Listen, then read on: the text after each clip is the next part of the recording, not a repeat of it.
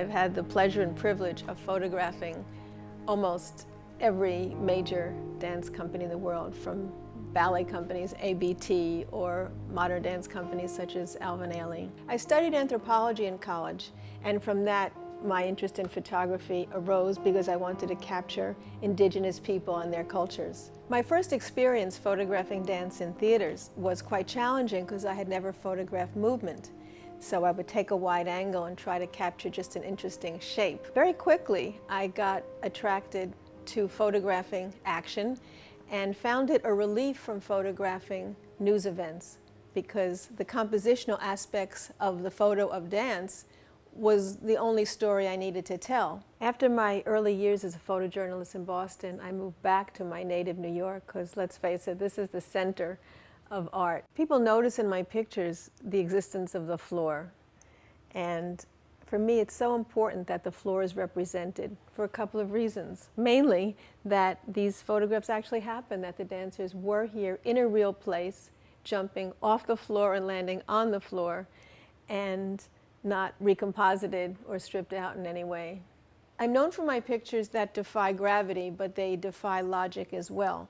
You look at one of these photographs and it seems impossible that this actually happened.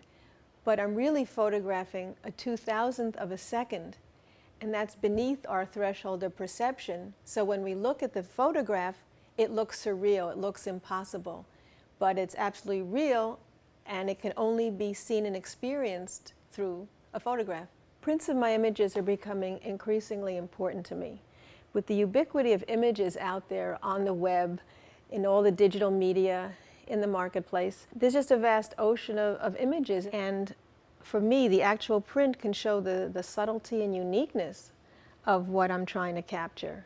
I'm drawn to these fine art papers because of the textural quality. I feel that I could feel the powder, or feel the chiffon in the picture, or even experience the wind blowing through a scarf. The great thing about working with the Hot Press Bright papers is that I finally have a real black and vibrant colors, and I was never able to achieve that before. Another thing I love about the Hot Press Bright papers is that the surface of the paper doesn't interfere with the experience of the image. You just fall right into that world I photographed. The thickness of these new papers give the prints an intrinsic value that is very impressive to the fine art client.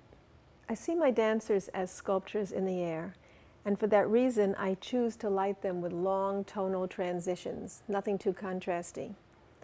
With the Hot Press Bright papers, I can reproduce that feeling of soft, smooth, long tonal transitions. One thing I don't miss about darkroom prints is that they never dried flat. Galleries would always complain about waviness, and with these papers, they lie so flat and they mount so well. It's a dream. I love the vibrancy in the colors. I mean, all of a sudden now, color and black and white is equally important to me. I'm no longer just a black and white photographer.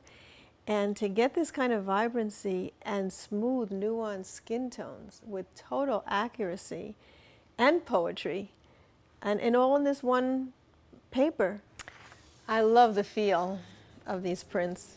I love touching the paper and just appreciating the depth and richness of the tones. From, I mean, this kind of image goes from extreme highlight to all the black, and I feel I can touch what's happening. The signature on a print gives it its authenticity and gives it its value as a fine art print. This is an age in which things can be infinitely reproduced, but the artist's signature cannot.